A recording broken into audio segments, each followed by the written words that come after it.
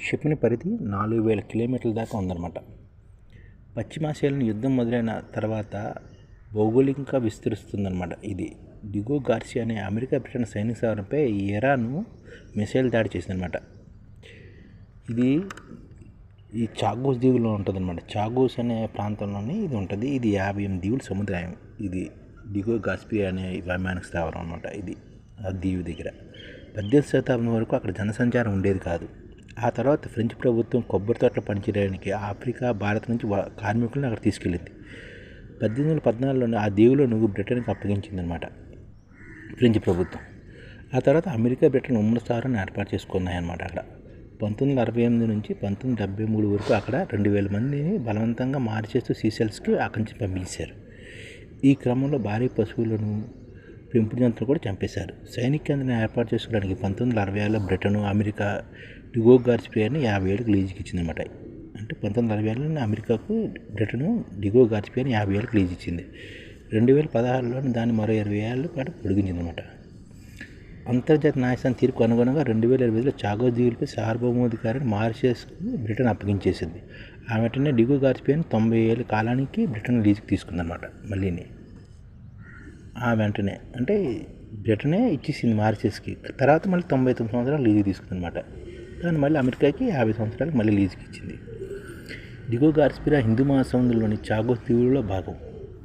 మాల్దీవులకు 500 కిలోమీటర్ల దూరంలోనే ఈ చాగోస్ దీవులు ఉంటాయన్నమాట. అది వ్యూహాత్మక ముఖ్యమైన ప్రదేశం. ఎర్ర సముద్ర ప్రవేశద్వారమైన బాబ్ ఎల్ మాండెబ్ జలసంధి, దక్షిణ చైనా సముద్రంలోని మలాకా జలసంధికి 3000 కిలోమీటర్ల దూరంలో ఈ దీవి ఉంది. కీలకమైన నౌకాయాన ప్రదేశాల్లో ఏదైనా సమస్య ఉత్పన్నమైతే డిగో గార్సియా నుంచి దీర్ఘశ్రేణి బాంబర్లు చాలా సులువుగా అక్కడ చేరుకోగలవు. ఈ దీవి నుంచి ఆసియా, ఆఫ్రికా, గల్ఫ్ ప్రాంతాల్లోని వేగంగా సైనిక మోహరింపులు కూడా చేపట్టవచ్చు. ఈ నేపథ్యంలో అమెరికా, బ్రిటన్లు ఈ దీవులు ఉమ్మడిగా సైనిక స్థావరాన్ని నిర్వహిస్తున్నాయి. అగ్రరాజ్య దీర్ఘశ్రేణి సైనిక కార్యకలాపాలకు ఈ చాగోస్ దీవులు కేంద్ర బిందువుగా ఉంటున్నాయన్నమాట. డిగో గార్సియాలోని 12,000 అడుగుల రన్వేతో కొన్ని వైమాన స్థావరం కూడా ఉంది. అక్కడ B-1, B-2, B-3, B-52 బాంబర్లు, నిఘా విమానాలు, సైనిక సాధన సంపత్తికి మోహరించారన్నమాట. నిఘా మౌలిక వసతులు ఈ దీవులో చాలా ఉన్నాయి. అనవసరాన్ని దాచి ఉండొచ్చు కూడా అనుమానాలు కూడా ఉన్నాయి. 1997 గల్ఫ్ యుద్ధంలో, 2000 నాటి ఆఫ్ఘన్ పోరులోని, 2003లో జరిగిన ఇరాన్ యుద్ధంలో అమెరికా వైమానిక దళం ఎక్కడి నుంచే అనేక దాడులు నిర్వహించింది. సాంప్రదాయ యుద్ధ ప్రదేశాలు దూరంగా ఉండడం డిగో గార్సియాకు సానుకూలంగా పరిగణించేవారన్నమాట. ఇరాన్ తాజా దాడి ప్రయత్నించి ఈ అంచనాలు పటాపంచలేదు. అవసరమైతే మారుమూలం ఉన్న సైనిక స్థావరాలపైన విడిచిపెరగమని టెహరాన్ సంకేతించబట్ట. ఈ తాజా దాడిలోనే ఇరాన్ ఖొర్మం షహర్ ఫోర్సెస్ క్షిపణిని ఇరాన్ ప్రయోగించి ఉంటుందని అమెరికా విశ్లేషిస్తుంది. దీని మధ్యంతర బాల్టిక్ క్షిపణి అనమాట. దీనికి 4000 కిలోమీటర్ల మించి సామర్థ్యం ఉందని నిపుణులు కూడా చెప్తున్నారు అనమాట. అయితే అంతకన్నా తక్కువ సామర్థ్యంతో ఇరాన్ దాన్ని పరీక్షించింది. ఖొర్మం షహర్ 4 క్షిపణి ద్రవ ఇంధనంతో పనిచేస్తుంది. టన్ను వార్హెడ్ మోసుకుని వెళ్తుంది అనమాట. క్లస్టర్ బాంబులను వెదజల్లగలుగుతుంది అనమాట. గాలిలో విన్యాసాలు చేసే సామర్థ్యం కూడా ఈ మిసైల్కి ఉందన్నమాట. ఈ క్షిపణికి ఉంది.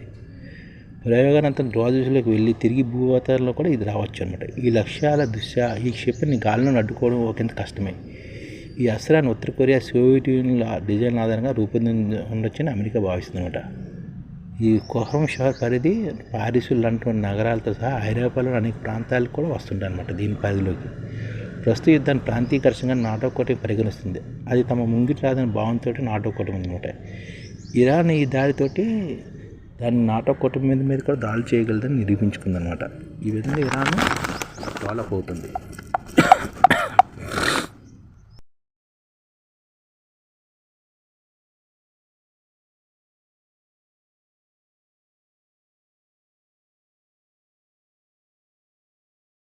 ఈ ఛానల్ ముఖ్య ఉద్దేశం ఏంటంటే, మన తెలుగు రాష్ట్రాల్లో 1 కోటి మందికి సంఘటిత రంగాల్లో ఏ విధంగా ఉద్యోగాలు ఇవ్వవచ్చు, కనీస నెల జీతం 30,000 వరకు ఏ విధంగా ఇవ్వవచ్చు, ఏ విధంగా చేస్తే ఉద్యోగాలు సృష్టించబడతాయో వివరిస్తూ ఈ ఛానల్ వీడియోలు వస్తాయి.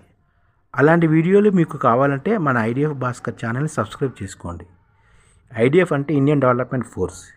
ఈ వీడియోలు చూసిన తర్వాత మీకు నచ్చితే లైక్ చేయండి, మీ ఫ్యామిలీ మెంబర్స్కి షేర్ చేయండి, మరియు మీ ఫ్రెండ్స్కి షేర్ చేయండి. Thank you. నమస్కారం.